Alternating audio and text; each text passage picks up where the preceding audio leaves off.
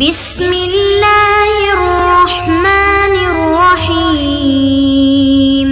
بسم اللہ الرحمن الرحیم۔ عزیز طلبہ کرام، السلام علیکم ورحمۃ اللہ وبرکاتہ۔ آج ہم اپنے کورس عالم اسلام کے وسائل و مسائل کا سبق نمبر 98 پڑھیں گے۔ آج کا ہمارا سبق ملک کویت کے حصہ دوم پر مشتمل ہوگا۔ سبق کی جانب جانے سے پہلے پچھلے سبق کا خلاصہ جان لیتے ہیں۔ ہمارا پچھلا سبق ملک کویت کے حصہ اول پر مشتمل تھا اور اس سبق کے اندر ہم نے ٹوٹل 6 پوائنٹس پر بات کی۔ پچھلے سبق کا ہمارا پہلا پوائنٹ ملک کویت کا محل وقوع تھا۔ دوسرے پوائنٹ کے اندر ہم نے اس ملک کے جغرافی خود و خال پر بات کی۔ اسی طرح ہمارے پچھلے سبق کا تیسرا پوائنٹ اس ملک کا رقبہ تھا۔ چوتھے پوائنٹ کے اندر ہم نے اس ملک کی آبادی سے متعلق پڑھا۔ پچھلے سبق کا ہمارا چوتھا پوائنٹ اس ملک کے اندر بولے جانے والی زبانیں تھا اور سب سے آخری پوائنٹ اس ملک کے مذاہب پر مشتمل تھا۔ تو یہ 6 اہم ابحاث تھی جو ہم نے پچھلے سبق میں پڑھی۔ آج کے سبق کی جانب جاتے ہیں۔ آج کا سبق ہمارا ملک کویت کی مختصر تاریخ پر مشتمل ہوگا۔ تو چلتے ہیں اپنے سبق کی جانب اور جانتے ہیں کہ کویت کی تاریخ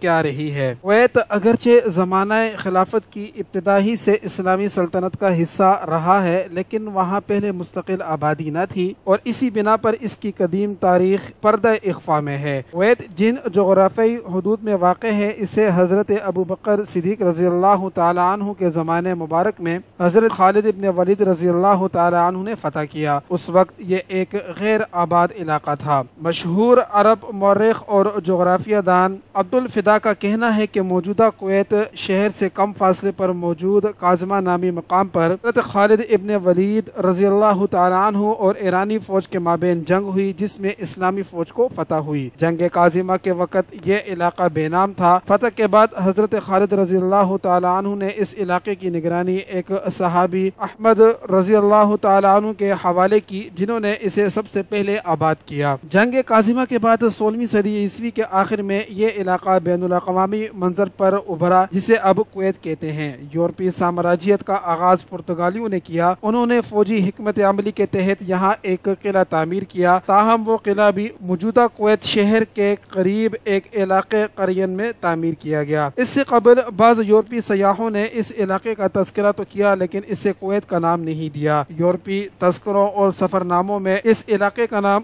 گرین درج ہے۔ 1740 تک ولندیزی نقشوں میں کویت کا کوئی ذکر نہ تھا، مگر ان میں فیلکا جزیرہ ضرور دکھایا جاتا تھا۔ اس جزیرے پر 324 قبل مسیح میں سکندر اعظم کے بحری بیڑے کے کمانڈر نیارکس نے ایک قلعہ تعمیر کیا تھا، جب وہ سکندر کے حکم پر ہندوستان سے بابل کی طرف لوٹ رہا تھا۔ کویت کا نام پہلی بار 1765 میں ڈچ ایسٹ انڈیا کمپنی کے ایک بحری نقشے میں نمودار ہوا، جب اسے القرین نامی ساحلی برج کے ساتھ دکھایا گیا۔ کویت کوت کی جمع ہے، جس کے معنی ہے چھوٹا قلعہ۔ پرتگالیوں کے جس قلعے کا ذکر ملتا ہے، اس کا اب کوئی نام و نشان نہیں۔ کویت سمندر کے کنارے واقع ہونے کے باوجود انسانی استعمال کے قابل پانی کے قدرتی وسائل سے محروم رہا ہے، اس لیے جدید ٹیکنالوجی کے ظہور سے پہلے یہاں تہذیبی ترقی و ارتقاء کی کوئی شہادت نہیں ملتی۔ تاہم اس کے قریبی جزیروں میں قدیم آبادی کے آثار ملے ہیں۔ بعض مورخین نے پرتگالیوں کے تعمیر کردہ 2 قلعوں کا ذکر کیا ہے، جن میں سے ایک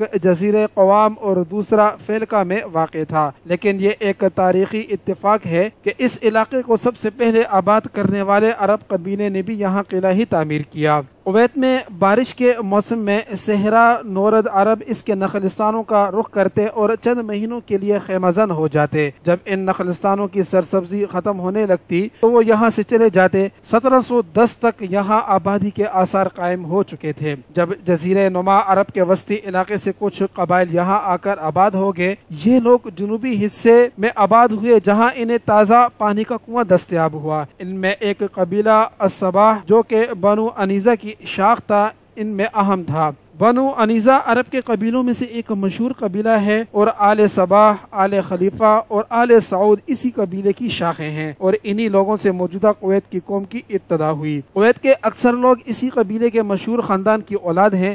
تینوں خاندانوں کی نسلیں پچھلی 6 پشتوں میں آپس میں مل جاتی ہیں اور یہ ایک آدمی فہد الہزال کی اولاد ہیں۔ ان کا ایک بیٹا المودوس الہزال بعد میں سعودیہ چلا گیا۔ کویت نظریاتی طور پر والی بصرہ کے ماتحت ہوتا تھا، مگر مختلف قبائل کی آمد سے اس پر بصرہ کی گرفت کمزور پڑنے لگی۔ 1710 میں آل صباح نے کویت شہر آباد کیا۔ 1720 کے عشرے تک الصباح خاندانوں نے یہاں غیر سرکاری حکمرانی قائم کر لی تھی۔ ان مہاجر قبائل نے، جو عتب کہلاتے تھے، بدویانہ طرز زندگی ترک کر کے سمندری تجارت، ماہی گیری، زیر آب جواہرات و موتی کی تلاش اور کشتی سازی کے پیشے اختیار کر لیے۔ 1752 میں عرب آبادکاروں نے الصباح قبیلے سے ایک شیخ کے تقرر کا فیصلہ کیا جو ان کے امور کا تصفیہ کرے اور عثمانی ترک خلیفہ سے معاملات میں ان کی نمائندگی کرے، جس کے زیر اثر یہ علاقہ تھا۔ قبیلے کے افراد نے شیخ صباح بن جابر اول کو منتخب کیا۔ صباح خاندان کی قیادت میں آبادکاروں کو بڑی تقویت و ترقی حاصل ہوئی اور 1765 تک آبادی 10,000 افراد تک پہنچ گئی، جن کے قبضے میں 800 کشتیاں یا چھوٹے جہاز تھے اور جن کا گزارا تجارت، ماہی گیری اور سمندر سے موتی نکالنے پر تھا۔ کویت ایک عمارت کے طور پر ایسے دور میں منظر عام پر آیا جب یہ پورا علاقہ سیاسی خلا سے دوچار تھا۔ 1762 میں صباح اول کی وفات پر اس کا بیٹا عبداللہ صباح جانشین بنا تو یہ روایت وجود میں آئی کہ الصباح خاندان کے موزوں ترین افراد کو نیا حکمران منتخب کیا جائے گا۔ یوں اس خاندان کی موروثی بادشاہت قائم ہو گئی۔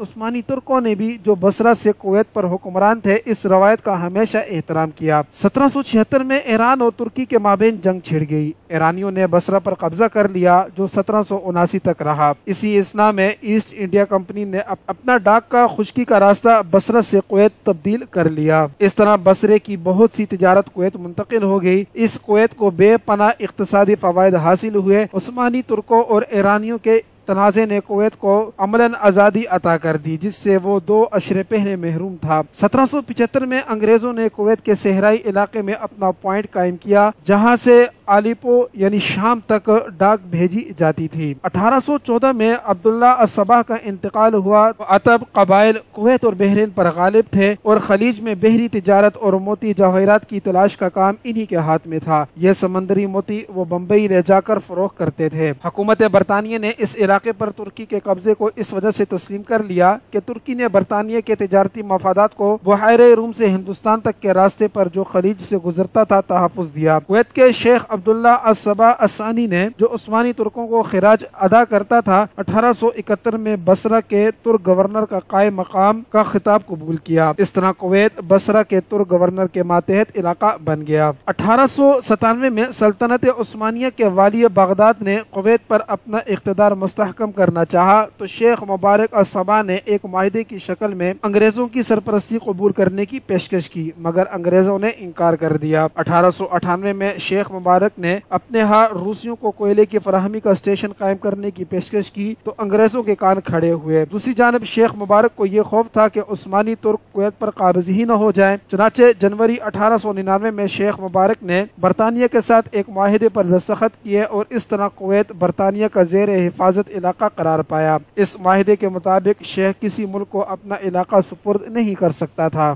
برطانیہ بھی خلیج فارس میں اپنا تسلط برقرار رکھنے کا خواہش مند تھا۔ معاہدے کے تحت برطانیہ نے کویت کے خارجی اور دفاعی معاملات اپنے ہاتھ میں لے لیے۔ اس کے علاوہ کویت اپنا کوئی علاقہ برطانوی منظوری کے بعد کسی دوسری طاقت کو پٹے پر یا بے نہیں کر سکتا تھا اور نہ برطانوی حکومت کی پیشگی اجازت کے بغیر شیخ کسی غیر ملکی سفیر یا نمائندے سے ملاقات کرے گا۔ سلطان ترکی نے یہ معاہدہ مسترد کر دیا۔ معاہدے کے تحت شیخ کویت کو برطانیہ کی جانب سے 15,000 روپے سالانہ ملتے تھے۔ پہلی قسط ملکہ برطانیہ وکٹوریہ کی طرف سے ایران کے برطانوی کمشنر نے شیخ کو دی۔ کویت پر برطانیہ کی نگرانی نے ایک نئے بین الاقوامی تصادم کو جنم دیا۔ 1899 میں جرمنوں کو بغداد ریلوے کے ضمن میں کچھ مراحت حاصل ہوئی اور انہوں نے اپنا ایک تحقیقاتی وفد عراق بھیجا تاکہ ریلوے کے راستے کے بارے میں نقشہ تیار کرے، جس میں یہ تجویز تھی کہ کویت کو آخری اسٹیشن بنایا جائے، لیکن انگریزوں نے مخالفت کی تاکہ کویت پر برطانوی برطانوی محافظت قائم رہ سکے۔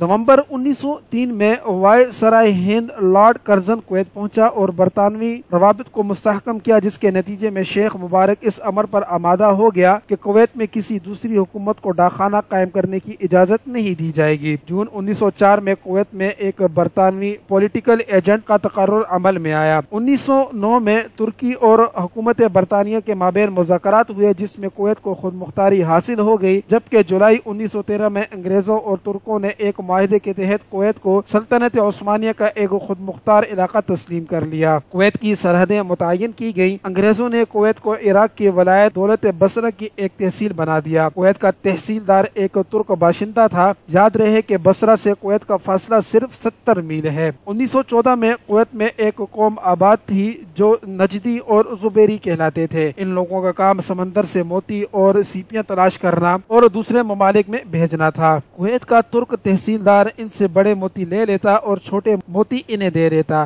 یہ لوگ یہ موتی بمبئی لے جا کر بیچتے۔ پہلی جنگ عظیم میں یہ لوگ انگریزوں سے مل گئے اور ان کی مدد کی۔ پہلی جنگ عظیم میں حاکم کویت شیخ مبارک نے ترکوں کی حمایت کی، جس سے برطانیہ اور کویت کے روابط میں تعطل پیدا ہو گیا۔ جنگ میں برطانیہ نے ترکوں کے خلاف اعلان جنگ کیا تو انگریزوں نے کویت کی آزادی تسلیم کرا کے شیخ مبارک کو پابند کر لیا کہ وہ جنگ میں ترکوں کے خلاف اتحادیوں میں شامل ہو جائے۔ 3 نومبر 1914 کو کویت نے ذاتی و داخلی آزادی کا اعلان کر دیا۔ 1915 میں شیخ مبارک کی موت پر اس کا بیٹا جابر المبارک حکمران بنا۔ اس نے مسلم ترکی کے ساتھ اپنی ہمدردی کا اعلان کر دیا اور عثمانیوں کی رعایا شامی تاجروں کو کویت کے راستے تجارت کی اجازت دے دی۔ اس کے علاوہ خفیہ طور پر ترکوں کو اسلحہ اسمگل کیا۔ انگریزوں کو یہ ہمدردی پسند نہ آئی، چنانچہ برطانوی رائل نیوی نے کویت کی بحری ناکہ بندی کر کے شیخ کو فیصلہ بدلنے پر مجبور کر دیا۔ جابر صرف 14 ماہ حکومت کرنے کے بعد وفات پا گیا۔ اس کا بھائی سالم المبارک حکمران بنا۔ 1920 تک کویت دولت بصرہ کی تحصیل رہا۔ اس وقت برطانیہ